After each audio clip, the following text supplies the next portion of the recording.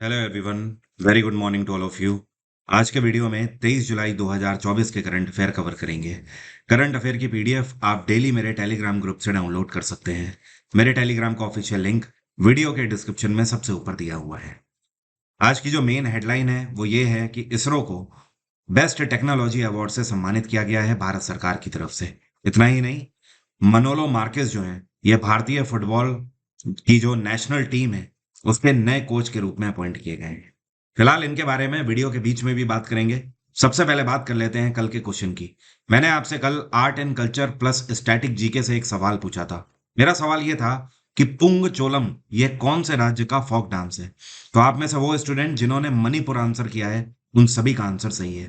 कुछ लोगों ने मैंने देखा तमिलनाडु आंसर किया है, तो आपसे गलती ना होने पाए, मणिपुर का ही फोक डांस है पुंग चोलम। इसके अलावा मणिपुर से आप एक और बात ध्यान रखिए।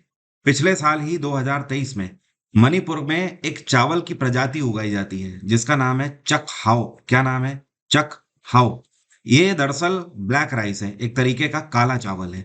लेकिन इसकी खास बात है इसकी सुगंध, इसका जो एरोमा है वो काफी इंटरेस्टिंग है, जिसकी वजह से ये पौष्टिक भी हो जाता है और वहीं पर उगाया जाता है और इसको एक्सपोर्ट भी किया जाता है। तो पिछले साल 2023 में मणिपुर को चक हाउ राइस के लिए जीआई टैग मिला है। ये बहुत इंपॉर्टेंट है, ध्यान रखना आपका।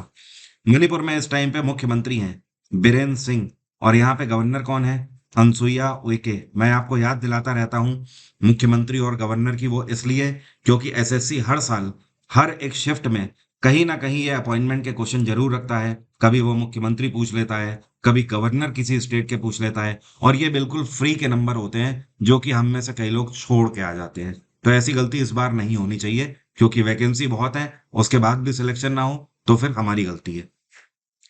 बाय द वे, आप मेरी स्टैटिक जीके की किताब अमेजोन से ऑर्डर करके आज ही अपने घर मंगा सकते हैं। हिंदी या अंग्रेजी में जैसे चाहें आप वैसे मंगा सकते हैं। 20% का ऑफ चल रहा है, तो आप इसे अवेल कर सकते हैं। इस बुक में मैंने 81 टॉपिक स्टैटिक जीके के कवर किए हैं। इतना ही नहीं, 2100 से ज्यादा टीसीएस पैटर्न पर आधारित प्रीवियस ईयर क्वेश्चन भी मैंने यहाँ पर दिए हैं स्टैटिक जीके के। ये किताब आपके लिए वन स्टॉप सॉल्यूशन है। मुझे पता है ये किताब मार्केट में इसी वजह से इतने गजब के फीडबैक लेकर आ रही है, क्योंकि मैंने जो किताबें देखी थी उसमें मैंने देखा था कि स्टैटिक जीके थ्योरी में उपलब्ध कराई जा रही है, लेकिन मैंने सारा डेटा टेबल के फॉर्मेट में पहली चीज तो दिया है इस किताब में, और साथ में कोई भी ऐसी किताब नहीं थी जो टॉपिक के साथ साथ उसके क्वेश्चन भी दे। तो इस किताब में हर एक टॉपिक और उससे बनने वाले जो स्टैटिक जीके के क्वेश्चन है वो सब कुछ कवर है। वन स्टॉप पैकेज है ये आपके लिए। इस किताब का वीडियो में लिंक भी मैंने दिया हुआ है डिस्क्रिप्शन में। अब शुरू करते हैं करंट अफेयर। हाल ही में जेपी नड्डा के द्वारा इंडिया कैंप 2024 का आयोजन किया गया है। इस बार इसका 13वां संस्करण था। क्या इसकी थीम थी? तो इसकी थीम थी advantage Bharat, Indian chemicals and petrochemicals paving the future. आपको ध्यान रहे, भारत पूरे दुनिया में दूसरा ऐसा सबसे ज्यादा प्रोडक्शन करने वाला देश है पेट्रोकेमिकल्स का। मतलब भारत में पेट्रोकेमिकल्स का उत्पादन पूरे दुनिया में दूसरे नंबर पे सबसे ज्यादा किया जाता है। ये केमिकल्स कई तरीके के होते हैं, जैसे कि केमिकल डाई हो गई, एग्रीकल्चर में यूज करने वाले केमिकल्स हो गए, इसके अलावा डाइंग मटेरियल्स हो गए। इतना ही नहीं, एक और इंटरेस्टिंग फैक्ट, पूरे दुनिया में जितने भी इस तरीके के केमिकल्स की सेल होती है, जैसे मान लीजिए 100% सेल हो रही है, तो इसमें से 3% सेल अकेले भारत करता है। तो इस वजह से ये जो इंडिया कैंप 2024 का आयोजन किया गया, इसका मेन उद्देश्य था कि दुनिया भर के कई सारे इन्वेस्टर्स यहाँ पर आए थे और वो भारत में पेट्रोकेमिकल्स मार्केट में इन्वेस्ट करें। ये कौन सी ऑर्गेनाइजेशन है जिसको भारत सरकार की तरफ से शेड्यूल बी से शेड्यूल ए में प्रमोट कर दिया गया है सीपीएससी कैटेगरी में? सीपीएससी का मतलब है सेंट्रल पब्लिक सेक्टर एंटरप्राइजेस की कैटेगरी में। तो ये है IRCTC, Indian railway catering and tourism corporation. IRCTC की स्थापना 1999 में करी गई थी। तब से ये आज तक हमें सर्विस दे रहा है, हर एक भारतीय को। आईआरसीटीसी केवल आपको घर बैठे रेलवे का टिकट ही नहीं देता है, उसके अलावा ये इंडियन रेलवे में हॉस्पिटैलिटी भी आपको देते हैं। भारत के अंदर टूरिज्म को प्रमोट करने का भी काम करते हैं और यह रेलवे मंत्रालय के अंतर्गत कार्य करता है। आईआरसीटीसी जिस तरीके से पिछले कई वर्षों से, मतलब करीब 25 साल से ज्यादा से अपनी सर्विस देता चला आ रहा है, इस वजह से अब भारत सरकार ने इसको शेड्यूल बी से ए में प्रमोट कर दिया है। अच्छा, अंतर क्या है कि अब शेड्यूल ए में आ गए हैं तो क्या फायदा होगा? इसका सीधा सा फायदा ये होगा कि भारत सरकार की तरफ से रेलवे के अंदर जो बजट पास किया जाता है, अभी तक जो आईआरसीटीसी को बजट मिलता था, अब उससे बढ़कर बजट मिलेगा। मतलब आईआरसीटीसी का जो इंफ्रास्ट्रक्चर है वो पहले से बेहतर हो जाएगा, इनकी जो टेक्नोलॉजी है वो और ज्यादा बेहतर हो जाएगी। आईआरसीटीसी का हेडक्वार्टर है नई दिल्ली और इसके चेयरपर्सन है इस टाइम पे संजय कुमार जैन, एसके जैन।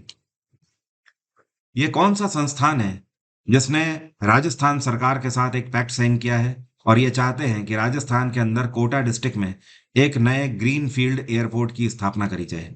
तो ये है airports authority of India limited.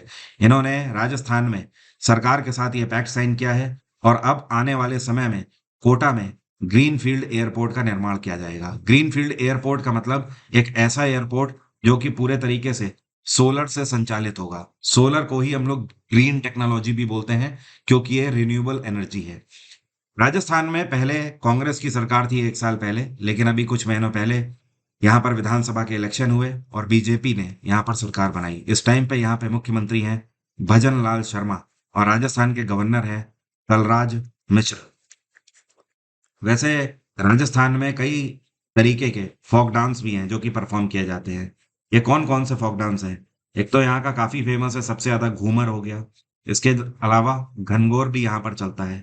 यहाँ पर एक फोक डांस है जिसको बोलते हैं झूलन लीला। क्या बोलते हैं? झूलन लीला।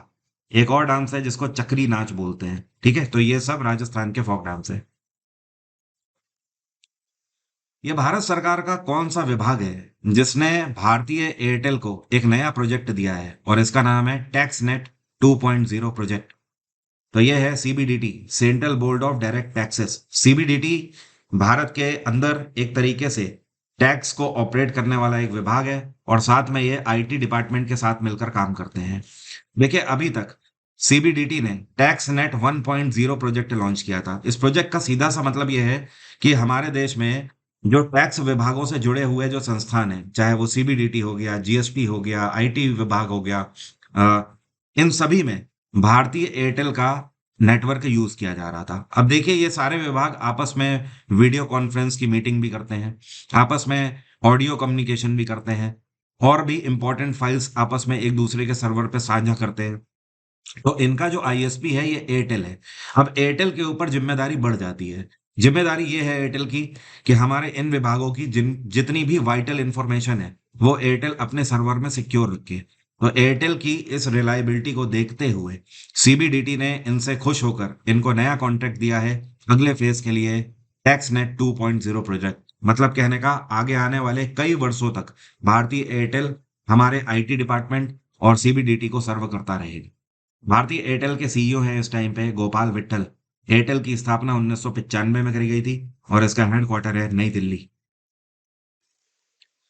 अभी हाल ही में क्या हुआ कि दुनिया की 10 सबसे बड़ी कोल माइंस की लिस्ट जारी करी गई है, जिसमें भारत का यह कौन सा राज्य है जिसकी दो माइंस एक साथ लिस्ट हुई हैं, एक दूसरे नंबर पे रही और एक ने चौथा स्थान हासिल किया है।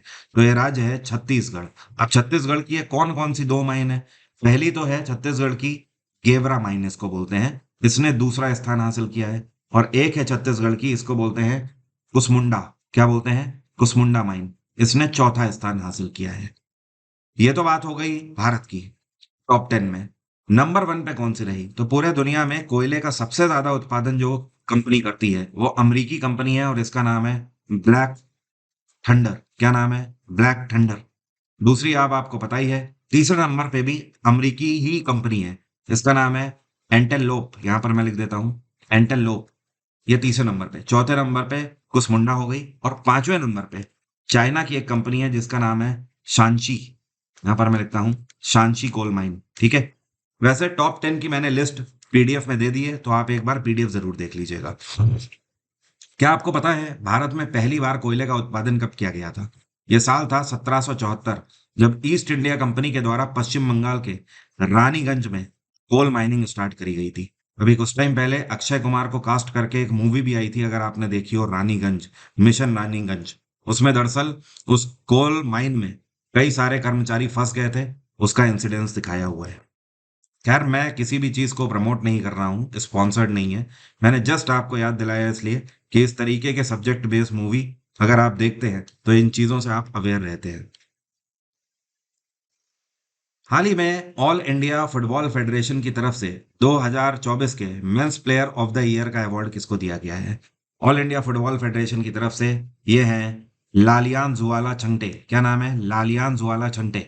इनको men's player of the year 2024 का अवार्ड से पुरस्कृत किया गया है। एक और इंपॉर्टेंट चीज, women's player of the year का अवार्ड किसको दिया गया है? तो ये इस बार इन खिलाड़ी को दिया गया है। इनका नाम क्या है?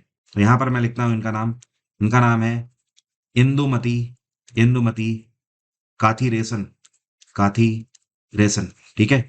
और ये भारत की विमेन्स नेशनल फुटबॉल टीम में डिफेंडर के रूप में खेलती हैं। 30 साल की खिलाड़ी हैं, तमिलनाडु से बिलोंग करती हैं। तो आप दोनों का नाम ध्यान रखें। पीडीएफ में ये सारी चीजें मैंने मेंशन करी हुई हैं। ऑल इंडिया फुटबॉल फेडरेशन की स्थापना 1937 में करी गई थी। इसका हेडक्वार्टर है नई दिल्ली और इस टाइम पे इसके चेयरपर्सन है कल्याण चौबे। क्या नाम है इनका? कल्याण चौबे।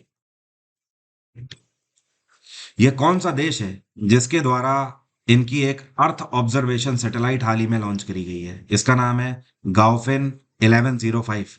तो इसको चाइना के द्वारा लॉन्च किया गया है। चाइना ने गाओफेन 1105 अर्थ ऑब्जर्वेशन सैटेलाइट जो लॉन्च करी है, इसके लिए इन्होंने जिस रॉकेट का यूज किया है उसका नाम है लॉन्ग मार्च कैरियर रॉकेट। क्या नाम है? लॉन्ग मार्च कैरियर।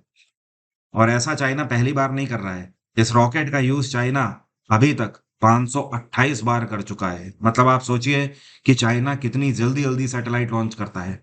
इवन अगर 2024 की ही केवल बात करें तो 2024 में सैटेलाइट्स के आधार पर चाइना का यह 33वां मिशन था। अभी 2024 आधा ही बीता है एक तरीके से।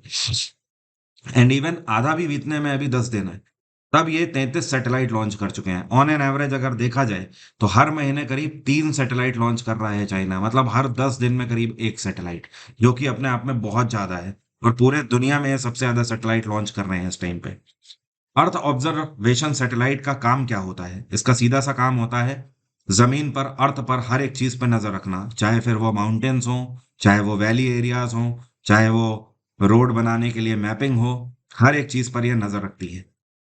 और चाइना इतनी जल्दी जल्दी अर्थ ऑब्जर्वेशन सैटेलाइट इसलिए लॉन्च करता रहता है क्योंकि ये अपनी सैटेलाइट्स को अपडेट बहुत जल्दी करता है। चाइना की कैपिटल है बीजिंग और यहाँ पे सरकार है शी जिनपिंग की। कौन है यहाँ के राष्ट्रपति? Xi Jinping.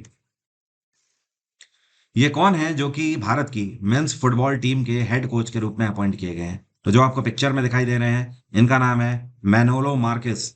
और ये स्पेन से बिलोंग करते हैं। इससे पहले स्पेन के फुटबॉल कोच भी रह चुके हैं। उसके बाद ये थाईलैंड के भी फुटबॉल कोच थे। उसके बाद ये क्रोएशिया टीम के भी फुटबॉल कोच थे। और अब ये भारत में जो इंडियन सुपर लीग हो रही है उसमें भी कोच हैं। और इतना ही नहीं, गोवा का जो फुटबॉल क्लब है उसके भी ये कोच हैं। साल 2020 से ये भारत में अपनी सेवाएं दे रहे हैं। और टोटल जो इनका करियर है फुटबॉल कोचिंग का, ये 22 साल का है। तो अब ये भारत की मेंस फुटबॉल टीम को भी हेड कोच करेंगे। यह कौन सा संस्थान है जिसको भारत सरकार की तरफ से सर्वश्रेष्ठ प्रौद्योगिकी पुरस्कार मतलब बेस्ट टेक्नोलॉजी अवार्ड 2024 से सम्मानित किया गया है? तो ये है Indian institute of spices research. Bharat का एक ऐसा संस्थान जो कि मसालों के ऊपर शोध करता है। Indian institute of spices research ने पिछले गत वर्ष में कई सारे मसालों के ऊपर तो रिसर्च करी है। इवन इन्होंने एक नया प्रोडक्ट भी लॉन्च किया है। जैसे कि अभी तक मिल्क पाउडर होता था ना, आप चाय में या कॉफी में मिल्क पाउडर मिला के यूज कर लेते हो। इन्होंने टर्मरिक मिल्क पाउडर लॉन्च किया, मतलब हल्दी वाला मिल्क पाउडर। और दूध में अगर आप हल्दी डाल के पीते हैं तो आपको पता है आपके इंटरनल बैक्टीरियाज को ये मारता है। साथ में अगर शरीर में अंदरूनी चोट होती है तो उसको भी भरने में मदद करता है। तो इस वजह से इन्होंने एक नया प्रोडक्ट भी लॉन्च किया है। इस टाइम पर एग्रीकल्चर मिनिस्टर हैं शिवराज सिंह चौहान। पहले ये एमपी के मुख्यमंत्री हुआ करते थे। इन्हीं के द्वारा सम्मानित किया गया है। ये कौन से भारत के दो लीजेंड टेनिस खिलाड़ी हैं जिनको टेनिस के हॉल ऑफ फेम में जगह मिल गई है? देखिए, हॉल ऑफ फेम हर एक खेल के अंदर होता है, लेकिन हॉल ऑफ फेम में जगह उन्हीं खिलाड़ियों को मिलती है जो बहुत दिग्गज खिलाड़ी होते हैं। एग्जाम्पल के तौर पर क्रिकेट का जो हॉल ऑफ फेम है उसमें सचिन तेंदुलकर को शामिल किया जा चुका है। राहुल द्रविड़ का भी नाम है उसमें। कपिल देव का भी नाम है। ठीक है, अनिल कुंबले का भी नाम है। ओके, तो इस तरीके से तो यहां पर बात हो रही है टेनिस की। तो टेनिस में भारतीय खिलाड़ी लिएंडर पेस और विजय अमृतराज, इन दोनों का नाम अभी शामिल हुआ है। इनका नाम शामिल होते ही पूरे दुनिया में इस टाइम पर 267 टेनिस खिलाड़ी हैं जो कि हॉल ऑफ फेम में शामिल किए जा चुके हैं। ये खिलाड़ी पूरे दुनिया के 22 देशों से आते हैं। हाल ही में हंगेरियन ग्रैंड प्रिक्स किस भारतीय खिलाड़ी ने जीत लिया है? और ये जो हंगेरियन ग्रैंड प्रिक्स है, ये फार्मूला 2 स्प्रिंट रेस का इवेंट था। तो इसको इस बार कुश मैनी ने जीत लिया है। फार्मूला 1 तो आप लोग जानते ही हो, मोटो जीपी की सबसे बड़ी रेस होती है। तो उससे एक कैटेगरी लो होती है फार्मूला 2, इससे भी एक कैटेगरी लो होती है फार्मूला 3। तो यहाँ पर फार्मूला 2 की बात हो रही है, ध्यान रखिएगा। हंगेरियन ग्रैंड प्रिक्स कुश मैनी ने जीता है। वैसे इस साल 2024 के ग्रैंड प्रिक्स किसने कितने जीते हैं, उस सब की लिस्ट भी पीडीएफ में है, एक बार जरूर देखिएगा। फिलहाल आपको बता दूं, इस साल 2024 का British Grand Prix Lewis Hamilton ने जीता था। Miami Grand Prix Lando Norris ने। Monaco Grand Prix Charles Leclerc ने। Australian Grand Prix Carlos Sainz ने। इसके अलावा जितने भी बचे हुए ग्रैंड स्लैम है, फिर चाहे वो कैनेडियन हो, स्पेनिश हो, Saudi Arabian, Japanese, Chinese, Bahrain, ये सब मैक्स वर्समैन ने जीते हैं। हाल ही में ATP tour title Nordea open 2024 का किसने जीता है? तो 2024 का नॉर्डिया ओपन जीता है नूनो बोर्गेस ने। नूनो बोर्गेस पुर्तगाल के खिलाड़ी हैं और इन्होंने फाइनल में टेनिस के बेताज बादशाह राफेल नडाल को हरा दिया है। राफेल नडाल स्पेन के खिलाड़ी हैं और राफेल नडाल ने अपने करियर में वैसे 22 ग्रैंड स्लैम टाइटल जीते हैं, जो कि एक बहुत ही ह्यूज माइलस्टोन है। डेनियल मेदवेदेव जो हैं, ये रशिया से बिलोंग करते हैं। कार्लोस अल्कराज, ये भी स्पेन से बिलोंग करते हैं। अभी हाल ही में जो विंबलडन हुआ वो किसने जीता 2024 का? कार्लोस अल्कराज ने। इन्होंने फाइनल में नोवाक जोकोविक को हराकर उसे जीता है। इस साल का फ्रेंच ओपन भी कार्लोस अल्कराज ने ही जीता है। मानसून ऑफर चल रहा है, ये मानसून ऑफर का आखिरी सप्ताह है, इसके बाद ये ऑफर खत्म हो जाएगा। हेल्प 50 डिस्काउंट कोड है, इसकी मदद से आप 2024 के किसी भी एग्जाम के लिए मेरा जीएसजीके का फाउंडेशन बैच परचेज कर सकते हैं एग्जाम इंजन एप्लीकेशन से। एप्लीकेशन का लिंक और इस बैच का लिंक दोनों वीडियो के डिस्क्रिप्शन में है, वहां से आप डायरेक्टली इस कोर्स को 50% डिस्काउंट पे इस टाइम पे अवेल कर सकते हैं। उसके बाद प्राइस आपको पता है जस्ट 2 गुने हो जाते हैं। मेरे बैच में मैंने history, polity, geography, science, economics, computer और पिछले 5 सालों के पीवाईक्यूज और साथ में 1 लाइन का क्रैश कोर्स, ये सब आपको पैकेज के फॉर्म में दिया हुआ है।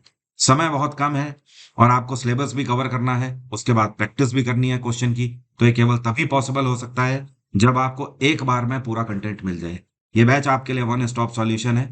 इससे आपका कंप्लीट सिलेबस हो जाएगा और साथ में आपका बहुत ज्यादा टाइम बच जाएगा, ताकि आप एग्जाम से पहले अपनी कई सारी प्रैक्टिस क्वेश्चंस भी कर सकें, मॉक टेस्ट भी लगा सकें। अब मेरा आज का सवाल आपसे, माइक्रोसॉफ्ट न्यूज में चल रहा है, आपको पता ही है। कल शाम को मैंने एक वीडियो भी प्रोड्यूस किया था माइक्रोसॉफ्ट के ऊपर, क्योंकि अभी एक एरर अपडेट आया था जिसकी वजह से हड़कंप मच गया। तो इसी वजह से मैं आपसे आज पूछ रहा हूं, माइक्रोसॉफ्ट की स्थापना कौन से वर्ष में करी गई है? कमेंट बॉक्स में जरा लिखकर बताइए। बहुत ही बेसिक सा क्वेश्चन है, बच्चों वाला। आज की बात यहीं तक रहेगी। Thank you so much. Have a nice day. Take care. Bye bye. आपका दिन मंगलमय हो।